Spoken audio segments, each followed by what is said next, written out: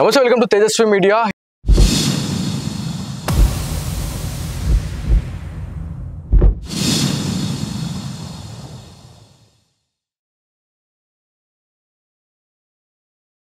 ఈరోజు ఒక మంచి టాపిక్ తో ఒక గెస్ట్ ని తీసుకురావడం జరిగింది. సో మనతో ఉదయ్ మహారాజ్ గారు. సో ఇతని గురించి మనం మాట్లాడుకుంటే జ్యోతిష్య వాస్తుశాస్త్ర నిపుణులు, ధారణ ఫౌండేషన్ వ్యవస్థాపకులుగా మనం చెప్తా ఉన్నాం. సో ఇక్కడ చాలా అంశాలపై మనతో మాట్లాడడానికి అయితే ఇవాళ రెడీగా ఉన్నారు.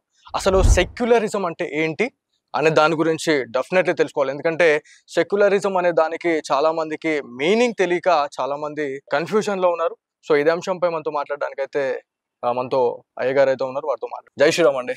జై శ్రీరామ్, శ్రీమాత్రే నమః. సో మీకు క్వశ్చన్ అర్థమై ఉండొచ్చు, చాలా మందికి కన్ఫ్యూజన్ లో ఉన్నారు. So secularism, what is meaning of secularism అనే దానికి మీనింగ్ తెలియాల్సిన అవసరం ఉంది. సో దానికి డెఫినేషన్ కూడా తెలియాల్సిన అవసరం ఉందండి. సో ఏం చెప్తారు మీ మాటల్లో? ఖచ్చితంగా అండి, చాలా మంచి ప్రశ్నతో మీరు వచ్చారు. ఇంకా ఇది మన సమాజంలో మన భారతదేశ పౌరులు కూడా ఇది చాలా ఉపయోగకరమైన పదం. ఎందుకంటే వాడుకలో ఉంది, మనకు వాడుకలో ఉంది. కనీసం 2-3 రోజులకు ఒకసారి అయినా సరే పదం వాడుతూ ఉంటాం. సెక్యులర్ సోషల్ మీడియాలో కామన్ అయిపోయింది, సెక్యులరిజం నడుస్తూ ఉంటది, వాడుతూ ఉంటాం. అయితే ఇక్కడ మనకు సెక్యులరిజంకి మనకు యాక్చువల్ మీనింగ్ అర్థం గనక మనం తీసుకుంటే, ఇక్కడ మనము ఏం చెప్తున్నది సెక్యులరిజం అంటే, ఇంకా ఈ సెక్యులరిజం అనే కాన్సెప్ట్ గురించి మీరు యూపీఎస్సి గ్రూప్ ఇలాంటి పరీక్షల్లో దీని గురించి డిఫైన్ చేస్తూ వింటున్నాం. అంటే దాంట్లో చెప్తారు వాళ్ళు. అవునండి. అయితే యాక్చువల్ సెక్యులరిజం ఏం చెప్తున్నది అంటే, మతము మరియు రాజకీయం, మతాన్ని రాజకీయంతో వేరు చేస్తూ ఈ సెక్యులరిజం డిఫైన్ చేయబడింది. అంటే సెక్యులరిజం మనం ఇంగ్లీష్లో కనుక తీసుకుంటే separation of religion with politics. Okay. అంటే పాలిటిక్స్ తోని లింకప్ చేయకూడదు అని అర్థం. అంటే ఒక మతం ఉంది, ఈ మతాన్ని పాలిటిక్స్ తో లింకప్ చేస్తే ఆ మతం పరంగానే ఆ పాలిటిక్స్ వెళ్ళిపోతుంటాడు. అంటే ఆ రాజకీయ నాయకుడు ఉన్నాడు అనుకోండి, ఆ మత పరంగానే వెళ్ళిపోతూ ఉంటాడు. అప్పుడు మిగతా మతాల వాళ్ళకి ఇబ్బంది కలిగే అవకాశం ఉంటుంది. కాబట్టి ఈ మతం నుంచి సపరేట్ చేయబడిందే పాలిటిక్స్, అంటే రాజకీయం. సో ఇది డిఫైన్ చేస్తుంది అన్నమాట. మనం ఇక్కడికి వచ్చేసరికి మతం అంటే కూడా మనకు డెఫినేషన్ కావాలి. అవునండి. ఈ మతం అంటే ఏంటి? మతం అంటే నేను ఇప్పుడు ఏదైతే చెప్తున్నానో ఇది నా మతము, అంటే నేను చెప్తున్నాను అని అర్థం. అవును. సో ఇక్కడ మతం వచ్చేసరికి మనకు చాలా ఉన్నాయి. మన భారతదేశంలోనే కనుక తీసుకుంటే మనకు జైన మతం ఉన్నది, బౌద్ధ మతం ఉన్నది, తర్వాత ఇస్లామిక్ ఉన్నది, క్రిస్టియానిటీ ఉన్నది, హిందుత్వం ఉన్నది. ఇలా అన్ని మనకు ఇంకా చాలా మతాలు ఉన్నాయి. అయితే ఇక్కడ మనకు ఈ ప్రజలకి కానీ యువతకు కానీ తెలవాల్సి ఉన్న విషయం ఏంటంటే, ఇక్కడ మనకు సెక్యులరిజం ఎక్కడ యాప్ట్ అవుతుంది, ఎక్కడ యాప్ట్ అవ్వదు అనేది మనకు తెలియాలి. అవునండి. అయితే ఇక్కడ మనకు మతం వచ్చేసరికి మళ్ళీ మతానికి డెఫినేషన్ ఏమి ఇచ్చారు అంటే, ఒక పుస్తకం ఉండాలి, ఒక విశ్వాసాన్ని నమ్ముతూ ఉండాలి. అవునండి. అంటే ఒక దేవతను లేకపోతే ఒక ఎనర్జీ నమ్ముతూ ఉండాలి. తర్వాత ఒక పవిత్రమైన స్థలం ఉండాలి. ఇక్కడ మనకు జైనుగా తీసుకుంటే ఒక పవిత్ర స్థలం, అవునండి, బౌద్ధ పవిత్ర స్థలం ఉన్నది, గౌతమ బుద్ధుడు, ఒక్కొక్కరికి ఒక్కొక్క ప్రత్యేకమైన స్థానం ఉంది. గౌతమ బుద్ధుడు బౌద్ధ మతం. తర్వాత జైన మతం తీసుకుంటే మహావీరుడు, సిక్. ఇది సిక్కుడు తీసుకుంటే గురునానక్, ఈ మనకు ప్రవక్త. అవునండి, వీళ్ళందరూ ప్రవక్తలు. వీళ్ళకి ఒక పవిత్ర స్థలం ఉంది. ఇప్పుడు మనం ఇస్లామిక్ తీసుకుంటే పవిత్ర స్థలం వచ్చేసి మనకు మక్కా మదీనా, ఇది పవిత్రమైన స్థలం. అయితే ఇక్కడికి వచ్చేసరికి ఒక మతంకి ఒక పుస్తకం, అంటే ఇప్పుడు క్రిస్టియానిటీ తీసుకుంటే బైబిల్ ఉంది, ఇస్లామిక్ తీసుకుంటే ఖురాన్ ఉన్నది, ఆ జైన మతం తీసుకుంటే వాటికి సంబంధించిన గ్రంథం ఉంటుంది. ఈ గ్రంథం ఉంటూ ఒక పవిత్ర స్థలం, ఒక నమ్మకంగా వాళ్ళు వెళ్తున్నారు. ఇప్పుడు ఈ మతాన్ని మనం పాలిటిక్స్తోనే లింకప్ చేసాం అనుకుందాం. అప్పుడు ఏమవుతుంది, ఇంతమంది ఈ ఒక దేశంలోనే జీవిస్తున్నారు. అవును. ఇప్పుడు జైన మతమే అనుకుందాం, జైన మతం తీసుకున్నాం, పాలిటిక్స్తో లింకప్ చేసాం, అంటే రాజకీయంతో లింకప్ చేసాం, రాజకీయ నాయకుడు జైన్ అనుకుందాం. ఈ జైన మతానికే సౌలభ్యాలు సౌకర్యాలు అన్ని ఇవ్వడం జరుగుతుంది, మిగతా మతాల వాళ్ళకి ఇబ్బంది. అవును. సో అలాంటప్పుడు ఇది కరెక్ట్ కాదు.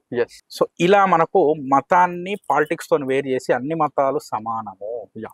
కాబట్టి ఇక్కడ పాలిటిక్స్లో మీరు అంతా ఒకటేలాగా చూస్తూ ఇక్కడ మతాన్ని చూడకూడదు. మతాన్ని చూడకుండా మీరు మానవత్వం అంటే మనుషుల్ని చూస్తూ మీరు కార్యాచరణ చేయాలని చెప్పేసి డెఫినేషన్. ఇప్పుడున్న నవేడేస్ లో చాలా మంది దగ్గర, చాలా మంది నోట్ల నుంచి వచ్చినటువంటి మాట సెక్యులరిజం. సో ఇప్పుడున్న నవేడేస్ లో సెక్యులరిజం అనేది చాలా తప్పుదారి పట్టించే విధంగా చాలా మంది మాట్లాడుతూ ఉన్నారండి. సో దీని గురించి మీరు ఏం చెప్తారు? అందుకోసం ఈ డెఫినేషన్ అన్నది మనకు తెలియాలి. పక్క సెక్యులరిజం అంటే మతాన్ని రాజకీయంతో వేరు చేస్తూ ఉన్న ఒక పదము. ఇక్కడ మతం అంటే డెఫినేషన్ ఒక పుస్తకం ఉండాలి, ఒక పవిత్ర స్థలం ఉండాలి, ఒక నమ్మకం ఉండాలి. ఇది ఇక్కడికి వచ్చేసరికి అన్ని మతాలు మీకు చెప్పాను. హిందూ అని ఉన్నది. ఈ హిందూ ఈ సెక్యులరిజంలోకి రాదు. ఈ హిందూ అనేది పదం ఉందో ఈ పదం సెక్యులరిజంలో యాక్ట్ అవ్వదు. చాలా మంది అంటారు. ఎందుకు అవ్వదు అంటే ఇక్కడికి వచ్చేసరికి మీకు ఒక పుస్తకం, ఒక నమ్మకం, ఒక పవిత్ర స్థలం మ్యాచ్ అవుతుంది, అక్కడ మ్యాచ్ అవుతుంది. కానీ హిందూ వచ్చేసరికి ఒక పవిత్ర స్థలం లేదు, చాలా పవిత్ర స్థలాలు, చాలా గ్రంథాలు ఉన్నాయి, వేదాలు ఉన్నాయి, ఉపవేదాలు ఉన్నాయి, పురాణాలు ఉన్నాయి, ఉపనిషత్తులు ఉన్నాయి. ఇలా చాలా గ్రంథాలు ఉన్నాయి. తర్వాత చాలా మంది దేవతలు ఉన్నారు అక్కడ. విశ్వాసాలు ఉన్నాయి, చాలా విశ్వాసాలు ఉన్నాయి. నేను విష్ణుమూర్తిని నమ్ముతాను, మీరు శివుడిని నమ్ముతారు, అవును, ఇంకొకళ్ళు అమ్మవారిని నమ్ముతారు. అమ్మవారిలో చాలా స్వరూపాలు ఉన్నాయి, అవునండి, విష్ణుమూర్తిలో చాలా స్వరూపాలు ఉన్నాయి. నేను నరసింహస్వామిని నమ్ముతా, మీరు వెంకటేశ్వర స్వామిని నమ్ముతారు.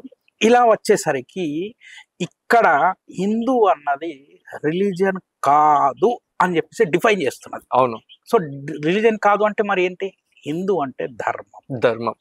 ఇక్కడ మనకు హిందీలో గనక వెళ్ళిపోతే సెక్యులరిజంకి హిందీలో పదం మనకు ఇప్పుడు మీరు గూగుల్ చేసినా ఇది చేసినా ధర్మ నిరపేక్షత అని చెప్పేసి వస్తుంది. అంటే ధర్మ నిరపేక్షత అంటే మళ్ళీ రిలీజియన్ అంటే separation of religion with politics. కానీ ఇక్కడ ధర్మ నిరపేక్షత అన్నారు సపరేషన్ ఆఫ్ ధర్మ విత్ పాలిటిక్స్ అనుకుందాం. అంటే నిరపేక్షత అంటే సపరేట్ చేయడం, పాలిటిక్స్ అంటే రాజకీయాన్ని ధర్మంతోనే వేరే చేద్దాం. ధర్మం లేనప్పుడు ఈ చంపుళ్ళు నరకడాలే ఉంటాయి కదా, ఇక్కడ ధర్మం లేదు కదా. సో ధర్మాన్ని బట్టి రాజకీయం ఉండాలి. కాబట్టి ఈ హిందూ ఏదైతే ఉందో, ఈ సనాతనం ఏదైతే ఉందో ఇది ధర్మం. కాబట్టి రాజకీయంతో ముడిపడి ఉండాలి. కానీ separation of religion with politics అన్నారు. ఇది మతం కాదు. మతం అంటే ఒక్క విశ్వాసం కాదు, అనేక విశ్వాసాలు ఉన్నాయి. ఇక్కడ మనకు 140 కోట్ల మందో 50 కోట్ల మంది జనాభా ఉంటే ఒక్కొక్కల విశ్వాసాలు అనేకం ఉన్నాయి. అవునండి, ఒక్కొక్క రకంగా ఉంటాయి ధర్మము. ఇప్పుడు మీకు ఒక ఉదాహరణ ఇస్తాను. ఏంటంటే మీరు ఒక అర్చకుడు అనుకుందాం, ఒక ఆలయం అర్చకుడు, ఒక రామాలయమో లేకపోతే విష్ణుమూర్తి ఆలయానికి సంబంధించిన అర్చకుడు. మీరు పొద్దున్నే స్నానం చేసి తెల్లవారున లేచి స్నానం చేసి సంధ్యావందనం చేసుకొని అంటే మంచి పంచ కట్టుకొని అలంకరణ చేసుకొని ఆలయానికి పూజకు వెళ్తున్నారు. పూజ సమయం అవుతున్నది. మీరు కరెక్ట్గా 5:30 5:15 ఆలయం ఓపెన్ చేయాలి. అది ఆ టైం దాటితే ఇబ్బంది అవును. వెళ్తున్నారు, నీళ్ళు పట్టుకొని లేకపోతే బండి మీద ఎలా వెళ్తున్నారు.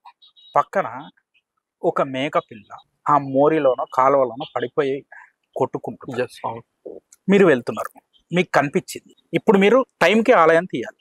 ఇక్కడ మేక పిల్లని కాపాడడానికి వెళ్తే 10-15 నిమిషాలు గడిచిపోతుంది. మళ్ళీ ఆ మోరిలోంచి తీయాలి కాబట్టి మీరు మైల అయిపోయినారు. మళ్ళీ స్నానం చేయాలి, రావాలంటే 1 అరగంట పైన. ఆ టైం దాటిపోతుంది. మీరు ప్రిఫరెన్స్ దేనికి ఇస్తారు? ఖచ్చితంగా కాపాడడానికే చూస్తాం, మేక పిల్లని కాపాడడానికి చూస్తాం. అప్పుడు మీరు ధర్మాన్ని ఆచరించినట్టే. అవునా కాదా? అదే కాదు నాకు విష్ణుమూర్తి ఆలయ సమయం దాటిపోతున్నది, నాకు పూజ సమయం దాటిపోతుందని చెప్పేసి ఇటు పక్కన పెట్టేసి వెళ్ళిపోతే అంటే మీరు మతంలో ఉన్నట్టు.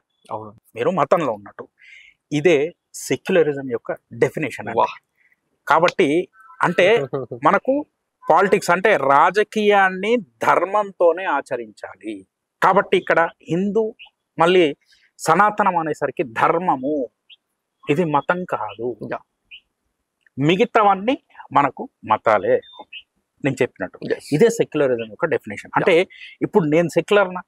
కాదు కదా. నేను ఒక ధర్మాన్ని ఆచరించేవాడిని, ఒక మతాన్ని ఆచరించేవాడిని కాదు కదా. So I'm not a secular.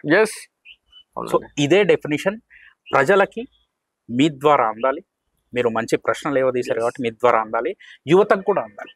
ఇదే నేను ఈరోజు టాపిక్ మీ ముందు పెట్టడం. నిజంగా అండి, ఒక్కొక్కరు ఒక్కొక్క రకంగా ఈ డెఫినేషన్ ని వేరే రకంగా చెప్పడం అనేది చూస్తున్నాం.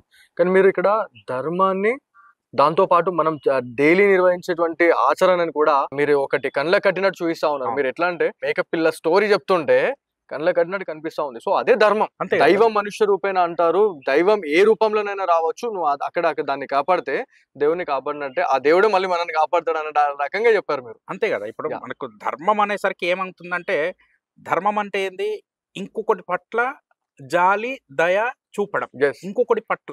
ఇంకొకటి పట్ల అంటే అది ఏదైనా కావచ్చు, వస్తువు కావచ్చు, జీవి కావచ్చు, ఇంకేదైనా కావచ్చు. కాబట్టి దయ జాలి చూపడం, నైతిక విలువలు కూడి ఉండేదే ధర్మం. ఇప్పుడు ఇక్కడ అది పోతే పోనీ నాకు టైం అవుతుందని చెప్పేసి నేను వెళ్ళిపోయాను అనుకో, ఇక్కడ నైతిక విలువ లేదు కదా, లేదు. కాబట్టి ఇది మతం అవుతుంది.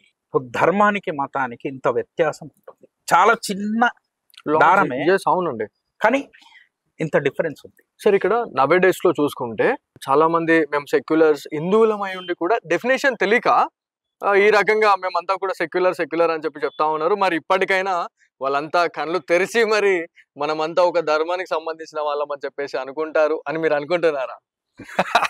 చూద్దాం. అంటే ప్రయత్నించి చూసారు అంతే. ఇప్పుడు ఇంకోటి ఏంటంటే, ఇప్పుడు హిందూ అని మీరు చెప్తున్నారు. అవునండి. ఈ హిందూ కూడా నిర్వచనం అన్నది చాలా మందికి తెలియదు. మీ ద్వారా అది కూడా చెప్పాలి. హిందూ అంటే ఏంటంటే అజ్ఞానాన్ని తొలగించడమే హిందుత్వం. అంతే. అజ్ఞానాన్ని తొలగించడం అంటే చీకటిని తొలగించి ఒక అంటే ఒక వెలుగుని చేర్చడమే హిందూ. సో ఇప్పుడు నేను చెప్పిన డెఫినేషన్ మళ్ళీ ఇక్కడ యాప్ట్ అవుతున్నది. ఏంది, ఆ ఆలయానికి వెళ్ళాలి, సమయం అవుతున్నది, ఇక్కడ మేక పిల్లనో లేకపోతే ఇంకేదైనా ఆవు పిల్లనో దూడనో లేకపోతే ఇంకేదైనా జంతువు కావచ్చు, మనిషే కావచ్చు, ఇబ్బందిలో ఉన్నాడు, ప్రమాదంలో ఉన్నాడు, ఆలయమా ఇదా అనేసరికి జ్ఞానం కావాలి కదా మనకు. అవును. ఈ జ్ఞానం ఏంటంటే, ఇక్కడ కాపాడితే దేవుడు ఇక్కడనే ఉన్నాడు. అవును. నువ్వు చేసే పూజ ఇక్కడ చెందుతుంది, దేవుడు ఇక్కడ ఉంటాడు అంటే పరీక్ష అనమాట. నువ్వు వెళ్ళేటప్పుడు అవునండి ఇక్కడ కాపాడతావు, నా దగ్గరకు వస్తావు. అవును. అక్కడికి వెళ్ళి పూజ చేస్తే దేవుడు స్వీకరించ. అవునండి, ఇది స్వీకరిస్తాం. సో అదే హిందూ అంటే. థ్యాంక్ యూ అండి, చాలా మంచి సందేశం ఇచ్చారు. ధన్యవాదాలు. జై శ్రీరామ్.